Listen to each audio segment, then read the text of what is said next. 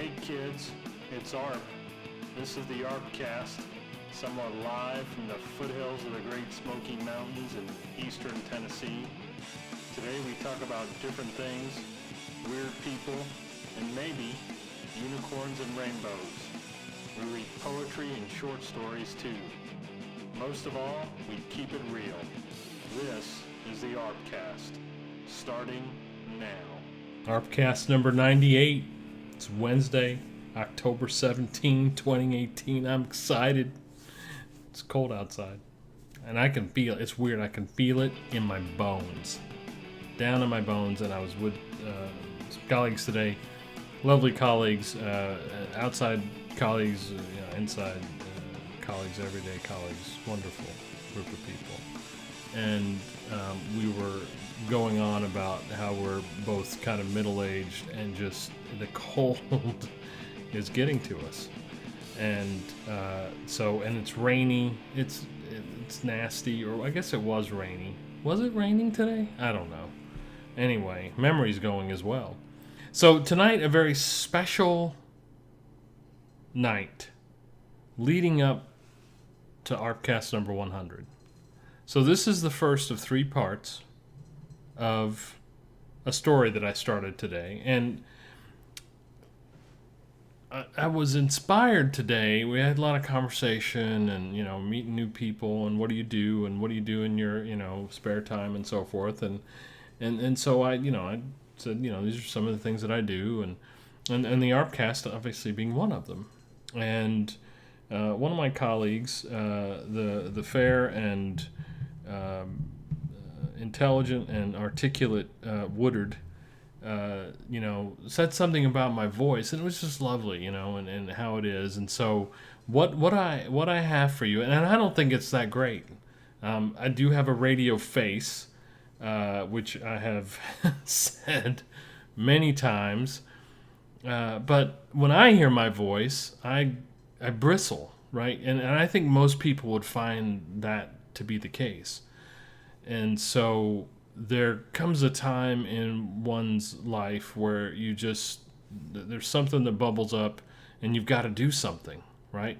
You've got to put it out there. And that's what the ArpCast has been about. But being inspired by my friends and family and sometimes perfect strangers and seemingly unrelated events, that's what this program, this podcast, entertainment, whatever you want, is about, right?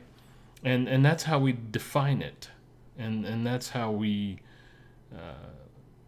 mold it and sculpt it and create whatever we create. So tonight we have for you the first of 3 parts of a story that I started writing today, and I don't know where it's going. I don't know if it's any good, but here we go.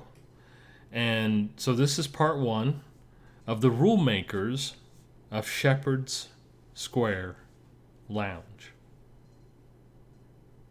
Calen settles into the easy chair. No one in the coffee shop looks at her.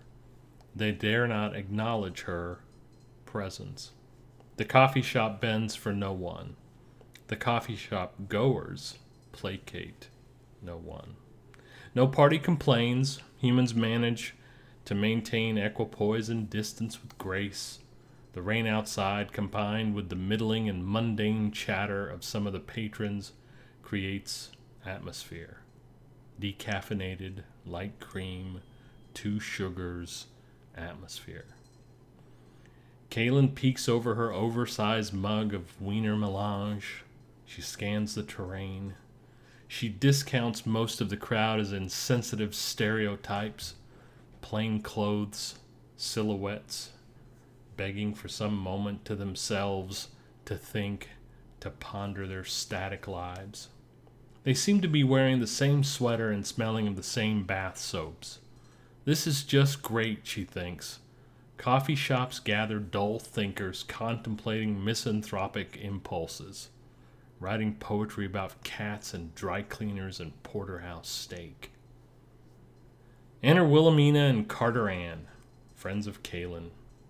They took They too look at no one and demand no attention. They brush off the former rain droplets that glisten in their modern hair. They whisper something indistinct and funny to one another. Calen notices the smile break on Carter Ann's winsome face. It's an unfortunate name, Carter Ann. Her father and her mother decide, without her approval, to name her after themselves. Her mother wanted Ann Carter. It lacks panache. Carter Ann sticks. Calen watches them order coffee. Their style gravitates toward nonchalant elegance. They do not care for the barista, and the barista, bewitched by their couture and shapely smiles, suffers nothing for their arrogance. He asks for a number, and Wilhemina brushes him off. The brush-off seems to say, "You've asked too soon." If only he had waited. Poor chap. The steam breaks the awkward silence. The ladies smile at one another, the compact intact. They catch a glimpse of Calen glimpsing at them. Calen sinks deeper into the easy chair, uneasy about the passing contact. The barista pours 2 cappuccinos. He hands them the mugs and disappears for a smoke. They turn Paris runway turns and walk over to Calen. Calen rises from her easy chair and plants European kisses on both of them. They all sit down. Carter Ann adjusts her blouse and powders her nose. One must prepare for the drinking of cappuccino. Wilhemina opens her phone wallet, unlocks her phone, and scrolls through 30 or so messages and alerts. Her casual air of playfulness creates a stir with Carter Ann. The blonde punker behind them looks over and shrugs.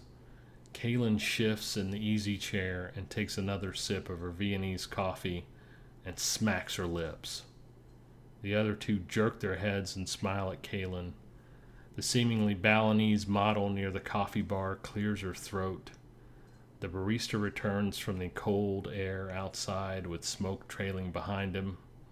Disgusting creative, Calen mutters under her breath. So that's it. That's part 1 of The Rule Makers. Don't know where it's going. Really don't know what it's about. This is the mind, right? This is what happens when you just let the mind go. You let creativity take over. You cast a net around it to control it, to some degree, into prose that's worthy of being listened to. Hopefully being appreciated, but that's not necessarily what I'm aiming to do, or I guess any writer, right? It's whatever conscious or subconscious lurks beneath that you're wanting to communicate, to tell a story about, and to make relevant. One, for yourself, I think, is the ultimate carriage, right? That's the ultimate thing that you're trying to accomplish. But the reality is that this is within all of us. We're always looking to tell a story, always looking to hear something that pleases us, that turns us into the human beings that we are. And so story is a wonderful thing. I'm so happy that you've allowed me to share this story, the beginning of this story, with you here on the ArpCast. And we'll see you tomorrow night for this 5 ArpCast week leading up to ArpCast 100. So we'll see you for number 99 ArpCasts on the wall tomorrow night. Until then, have a great day, and we'll talk soon. Well, kids, you know who this is. It's Arp, damn it. You have been listening to the ArpCast, a sensational, fact-filled experience